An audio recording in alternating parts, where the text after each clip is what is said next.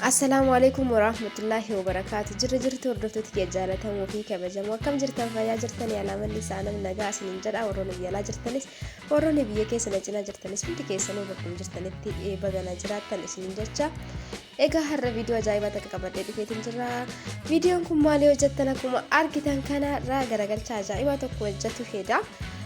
Egaa agadhumatti na waliin tura viidiyoo kana irratti immoo yaada qofa osoo hin taane qeeqallee barreessuu dandeettan jechuudha hordoftoota kiyya. Egaa walumaan gara viidiyootti deemna turtiin keessan na waliin haa ta'u. Akkuma argitan kana garagalchaa kana hojjechuuf farceen as bira jira. Itti aansee as bira awsuudaa gurraacha, awsuudaa adii akkasumas dimbilaala diqqoo daakamanii qaba. Egaa wantoota kanneen itti makeetiin dalagaa. Ani awsuuda gurraacha kana osoo ittiin godhin daabboollee ta'ee qixxaa akkasumas garagalcha isaa ta'u natti hin tolu jechuudha. Dhugaa dubbachuuf awsuuda gurraachuun qabaate fooliin isaa baay'ee namatti tolaa yoo itti godhan dimbilaalillee akkasuma haala kanaan bishaan itti qicee eegas booda sooqidda itti godheetiin jira. Egaa haga fi na barbaachisa jechuudha. Jechuun baay'ina isaa irratti hundaa'e jechuudha. Haga ani barbaadu kan godhaa jiru.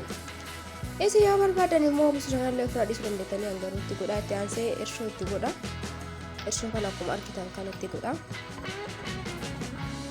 Dhalaan sukkaaraa diqoodhaan ta'e takka foolii itti godhe takka foolii itti godhe.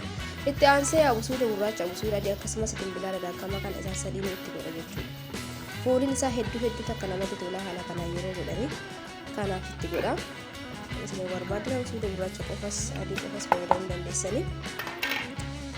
Egaa kana godheen booda hordoftoota kiyya akka daqiiqaan isinitti hin dheeranne yookaan akka isin hin rifachiisne jedhee egaa rifachiisuudhaan hin dalagaa sagaleellee jechuudha.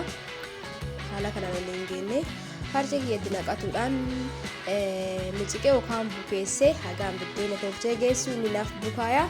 Egaas booda garagalchaa bareedaa kana godhee isinitti agarsiisa jechuudha. Maaliin akka nyaatamullee ni dalagaa isallee isinii. Kanaaf isin wanti isin godhuu qabdan viidiyoo kana hanga dhumaatti ilaaluudhaan laayikii sheerii gochuudhaan namni isinitti hin tolle dislaayikii illee godhaa rakkoon qabu. Garuu namni isinitti tole laaltanii yoo isinitti tole laayik godhaa sheer godhaa akkasumas yaada keessan qeeqa keessan bakka saanduqa koomentiitti barreessuun dagatinaa isiniin jedha. Akkuma dura isinitti himee isinitti dheeressu jedheetii kan ariifachiisaa jiru. Haala kanaan homaa wanni itti goone hin jiru awsuuda gurraacha adii akkasumas dimbilaala soogiddaa irshoo sanboodin bukeessee itti aansee maaliin nyaannaree kana garagalchaa godhuudha kana goommanaan hin nyaanna. Goommana kanallee haala kamiin akka godhu haga dhumaatti tura. Isiniin jedhaa turtiin keessan hanga dhumaatti na waliin haa ta'u walumaan deemnaa maashaallah goommanni hedduu takka namatti tola kana.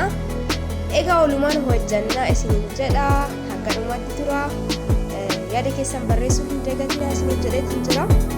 Yaada qofa osoo hin ta'in eegalee wanta sirreessuu qabu jira wanni balleessinee jiraate yaada keessan Daurin tura ilaala isiniin jedha. Turtii gaarii qabaadha. Karaa hojiitti deemna.